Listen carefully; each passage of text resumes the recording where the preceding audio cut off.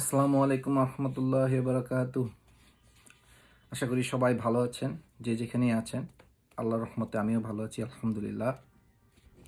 আজকে আমি আপনাদের সামনে আবার হাদিস নিয়ে এসেছি। হাদিসটা তিরমিজি শরীফ থেকে নেয়া। তো প্রথমে আমি হাদিসটা পড়ে যাব যেভাবে লেখা আছে, তারপরে আমি হাদিসটা সম্বন্ধে একটু বিশ্লেষণ করব। সো হাদিসটা হলো সুনান তিরমিজি থেকে নেয়া 413 নম্বর হাদিস। আবু হুরায়রা রাদিয়াল্লাহু তাআলা আনহু বলেন, আমি রাসূলুল্লাহ সাল্লাল্লাহু আলাইহি ওয়াসাল্লামকে বলতে শুনেছি, কিয়ামতের দিন বান্দার কাজসমূহের মধ্যে সর্বপ্রথম নামাজের হিসাব নেওয়া হবে। যদি নিয়মিতভাবে ঠিকমতো নামাজ আদায় করা হয়ে থাকে তবে সে নাজাত পাবে এবং সফলকাম হবে। যদি নামাজ নষ্ট হয়ে থাকে তবে সে ব্যর্থ ও বিপর্যস্ত হবে। যদি ফরজ নামাজের মধ্যে কিছু কমতি হয়ে থাকে তবে মহান আল্লাহ তাআলা বলবেন, দেখো বান্দার কোনো নফল নামাজ আছে কিনা, থাকলে তা দিয়ে ফরজের এই ঘাটতি পূরণ করা হবে। তারপরে সকল কাজের বিচার পালাক্রমে এভাবে করা হবে। সুবহানাল্লাহ, মাশাআল্লাহ, আলহামদুলিল্লাহ, আল্লাহু আকবার। সো ভাই ও বোনেরা, এখানে নামাজকে সবচেয়ে ইম্পর্টেন্সি দেওয়া হয়েছে ইসলামে। আমাদের নামাজ হলো আমাদের যে কোনো কাজের মধ্যে নাম্বার ওয়ান প্রায়োরিটি লিস্ট। তো একটা মানুষের জীবিত থাকার জন্য সর্বপ্রথম যেটা দরকার সেটা হলো তার অক্সিজেন। অক্সিজেন ছাড়া একটা মানুষ আহ, কয়েক মিনিটের বেশি বাঁচে না, মারা যায়। সো সেইখানে যদি এখন ধরেন আহ, চেষ্টা করেন যে 1 মিনিটের বেশি আমি, বা 1 মিনিট বা 30 সেকেন্ড বা 50 সেকেন্ড, যে কোনো একটা সময় আমি শ্বাসটাকে ধরে রাখবো, এভাবে শ্বাস নিব না, এর জন্য কিন্তু আপনার আমলনামায় কোনো গুনাহ খাতা বা গুনাহ লেখা হবে না। এটা কোনো খারাপ কাজ করলেন না। তো কিন্তু যদি আপনি এক ওয়াক্ত নামাজ যদি করেন, বাদ দেন, মিস করেন বা ইভেন কাজাও করেন, এটার জন্য কিন্তু আপনার আমলনামায় লেখা হবে, যেটার হিসাব আপনাকে দিতে হবে। সো এখন চিন্তা করে দেখেন যে আমাদের জীবনের সবচেয়ে বেশি ইম্পর্টেন্ট তাহলে কী দাঁড়ালো? শ্বাস নেওয়ার চেয়েও বেশি হলো নামাজ।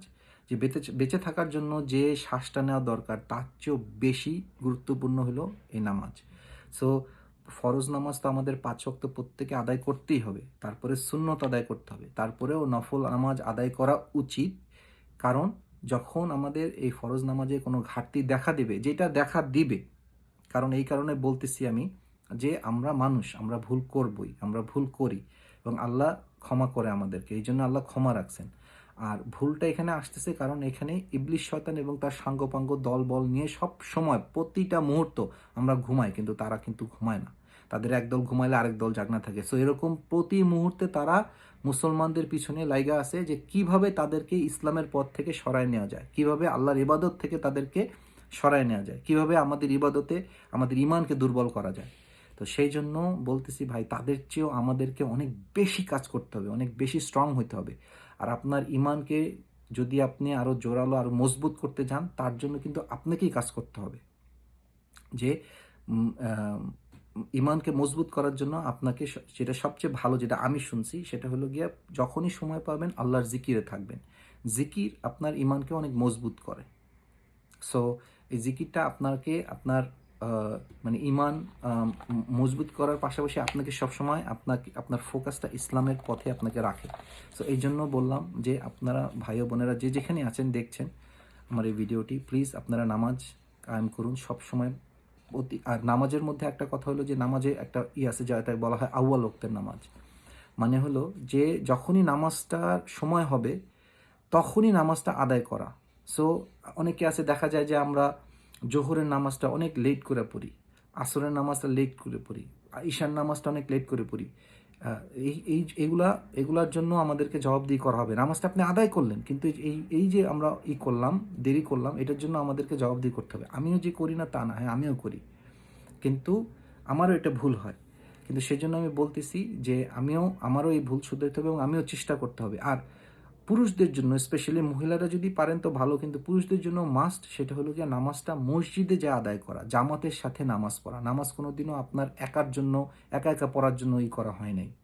নামাজটা আপনাকে নামাজটা মসজিদে যা আদায় করতে হবে।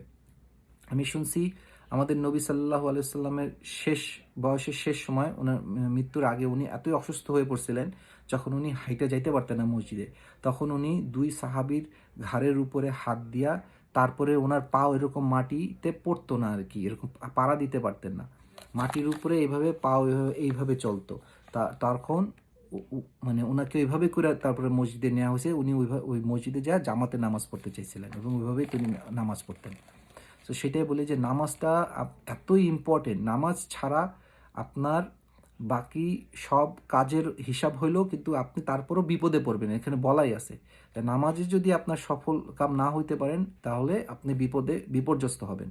সো আপনার নামাজের হিসাব নেওয়া হবে, তারপরে বাকি সব আপনার খাওয়া দাওয়া, আপনার কাপড় চোপড়, আপনার ব্যয় আয়, অন্যের প্রতি আপনার শ্রদ্ধা স্নেহ ভালোবাসা, আপনার হালাল ইনকাম হারাম ইনকাম সব কিছুর হিসাব নেওয়া হবে। কিন্তু নামাজের পর, নামাজটা সবার আগে নেওয়া হবে।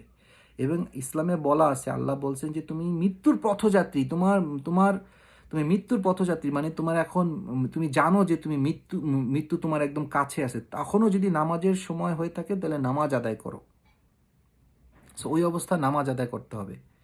ওই অবস্থাতেও ইভেন ধরেন অনেকে বলে যে ভাই এখন ধরেন আমি বন্যার পানিতে ভাইসে যাইতেছি, তখন বন্যার পানিতে আপনি ভাইসে যাইতেছেন, এখন আপনি শুনলেন যে কোথাও আজান হয়েছে, মানে নামাজের টাইম হয়েছে, ওই সময় আপনার নামাজ পড়তে পারবেন না, কিন্তু আল্লাহর কাছে বলবেন যে আল্লাহ আমি এই অবস্থায় নামাজ পড়তে পারতেছি না, আমাকে ক্ষমা করে দাও।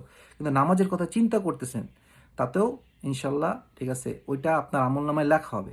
হ্যাঁ, আল্লাহ কি করেন আল্লাহ ভালো জানেন। কিন্তু ওই ওই ওই ওই পরিস্থিতিও আমাদেরকে নামাজকে চিন্তা করতে হবে যে আমি নামাজ পড়তে পারতেছি না বা আমি নামাজ আদায় করতে পারলাম না, কিন্তু এখন নামাজের সময়। এইটা আপনার মন থেকে ওটা চিন্তা করতে হবে এবং নামাজটা পড়তে হবে এবং আউয়াল ওয়াক্তে এবং জামাতের সাথে।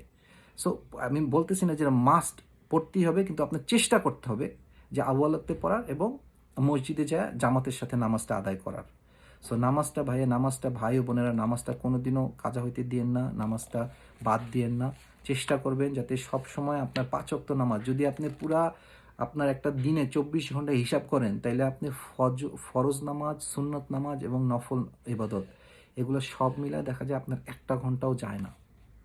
যদি আপনি ফরজ সুন্নত আর কিছু নফল ইবাদত করেন, পুরো 1 ঘন্টা আপনার লাগে না।